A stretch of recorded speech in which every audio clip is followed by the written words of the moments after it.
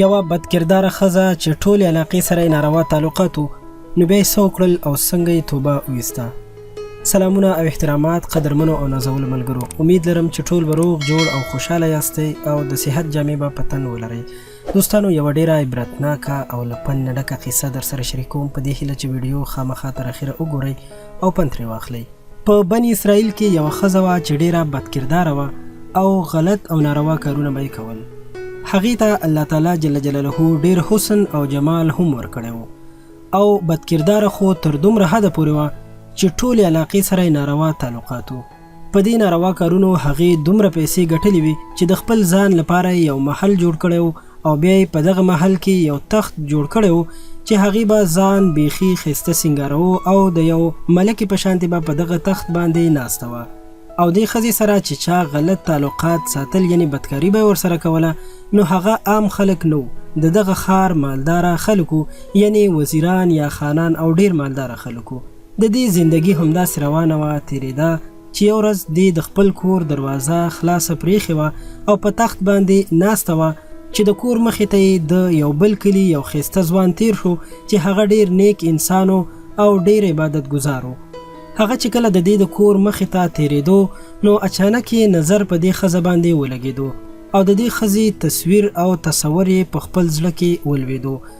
دغه نیک هلک خو روانو خو ټول خیال یې په دې ښځه کې پرېوتو او د دې ښځې په باره کې به یې سوچونه کول.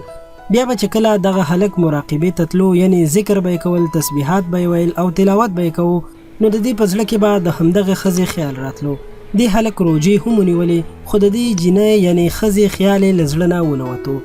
دغه هلک خپل ځان ته ډیر تکلیفونه ورسول، څو ورځې ولږه تنده تېره کړه، خو بیا هم د دې هلک د زړه نه د دې ښځې خیال ونوتو. تر دې حده پورې چې یوه ورځ دې هلک سوچ وکړو چې د دې ښځې خیال زما د زړه نه نه وځي، نو زه داسې کوم چې د دې خواته ورځم.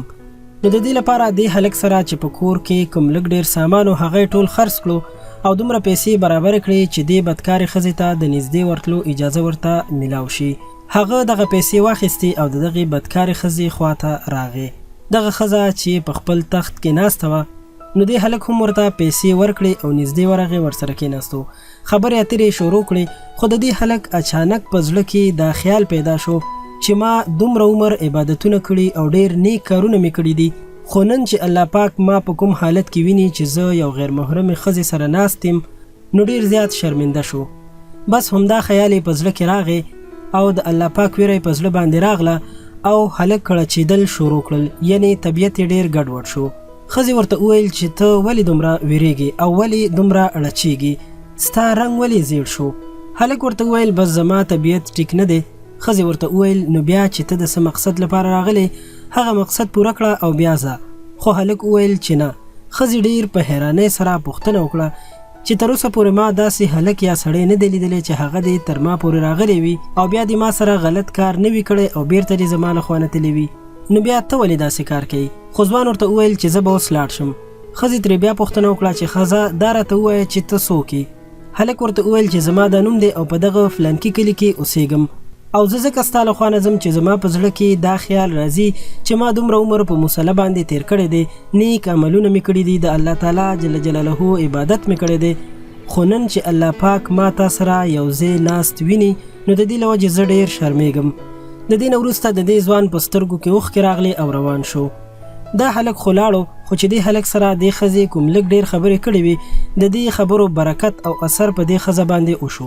د دې ښځې په زړه کې دا خیال راغی چې دا ناواده کړی ځوان چې تر اوسه پورې هیڅ ګناه هم نه ده کړی او بیا هم د الله تعالی نه دومره ویریږي او زه خو ټوله ورځ او شپه په ګناهونو کې لګیا یم او بیا هم د الله تعالی جل جلاله نه هیڅ ویره نه لرم. په دې وجه دا ښځه ځان سره ډیره شرمنده شوله او ویلي چې زه اوس څه وکړم. په زړه کې دا خیال راغی چې زه به لاړه شم او د موسی علیه السلام نه به پوښتنه وکړم چې آیا زما توبه به قبوله شي. هغه په دې خیال د خپل کور نه ووته، خو دا د خپلې علاقې یو سړي پیژندله ځکه چې په بدنامې ښځې مشهوره وه. هغه لاړله او موسی علیه السلام یې په داسې حالت کې ولیدو چې د بني اسرائیلو خلکو ته یې نصیحت کولو. دې ښځې د یو سړي په ذریعه باندې موسی علیه السلام ته پیغام ورولېږلو، ورته یې وویل چې لاړ شه او موسی علیه السلام ته ووایه چې زه تا سره میلاویږم. خو دې ښځې چې څوک د پیغام دپاره لېږلی و هغه هم په خبره نه پوهېدو، رښتیا خبره ده چې څه پیغام رسونکي هم بېوقوفه غوندې انسانان وي چې څوک د خبرو په طریقه هم نه پوهیږي. دا د خدای بنده لاړو او سیده موسی علیه السلام ته وویل چې فلانکۍ ښځه تا سره ملاوېدل غواړي. حضرت موسی علیه السلام چې کله دا نوم واورېدو نو ډېر په جلال کې راغی او ویل چې دا خلک به څه سوچ کوي چې د موسی علیه السلام لیدو ته او ملاوېدو ته یو داسې ښځه راغلې ده، د دې دواړو ترمنځ څه تعلق دی. حضرت موسی علیه السلام ډېر زیات غوسه شو او ویل چې ځه لاړ شه او دې ښځې ته ووایه چې زه تا سره نشم ملاوېدی. خو دا کمعقل انسان هم راغی او دغې ښځې ته یې وویل چې موسی علیه السلام ته مې چې کله دا خبره وکړله نو هغه ډېر زیات ناراض شو او ډېر زیات خفه شو. دغه ښځه ویرېده او ویل چې زما بدکاریانې داسې دي چې اول رانه الله تعالی جل جلاله ناراض او اوس رانه د الله تعالی جل جلاله نبی هم ناراض دی او زما سره خبرې کول هم نه غواړي. زما دپاره خو اوس په دې دنیا کې هیڅ ټکانه یعنی د اوسېدو ځای نشته. ډیره زیاته خفه وه او په درنو قدمونو باندې د هغه ځای نه واپس شوه. دا نه پوهېده چې اوس څه وکړي. ځان سره سوچ کو او حیرانه وه چې اوس خو د الله تعالی جل جلاله نبی هم ما سره خبرې کول نه خوښوي. زه دومره زیاته پریوت یم چې اوس را سره خبرې هم نه کوي.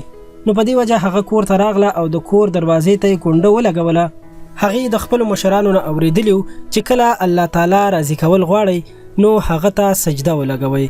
نو د دې لپاره چې دې ته بله طریقه نه ورتله چې الله تعالی جل جلاله څنګه راضي کړي نو خپل کور ته یې کونډه ولګوله، یعنی خپله دروازه یې کونډه کړه، بنده یې کړه او په یو ځای کې د الله تعالی جل جلاله په مخ کې ډیره په عاجزۍ باندې سجده ولګوله او دا یې وویل چې یا الله جل جلاله زه تا ته سجده کوم، یا الله زما ستانه علاوه بل هیڅوک نشته. په دې ټوله دنیا کې ما ته هیڅ یوه د خلاصي لاره په نظر نه راځي. نو بیا د الله تعالی شان وګورئ چې کله شپه تیره شوه نو پر روانه ورځ باندې د دې په زړه کې خیال راغی چې زه خو ښځه ذات یم، یوازې په دې کور کې اوسېږم او یوه زما نوکره ده.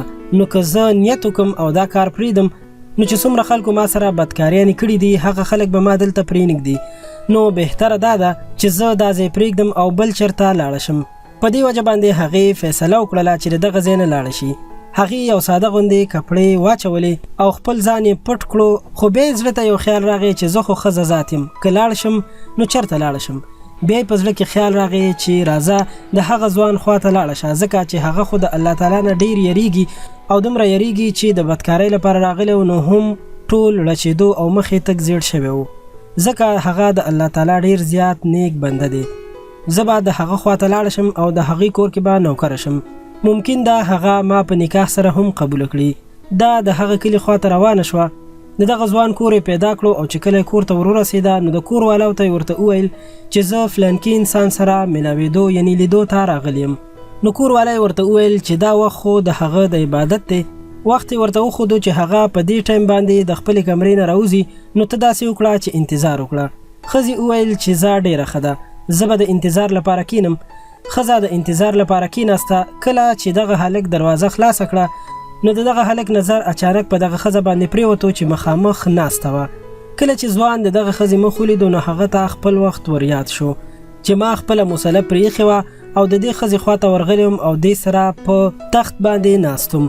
نو د دغه هلک په وجود باندې بیا خفګان خور شو او رنګ یې تک زیړ شو چې آیا دا ښځه خو به زما د ایمان خرابولو لپاره دلته نه وي راغلي. ما خو په دومره مشکل باندې د دې ښځې خیال د خپل ذهن نه ویستلی و. په دغه ځوان باندې تر دې حده پورې ویره راغله چې همدغلته راپرېوتو او ساه ترې ووته مړ شو.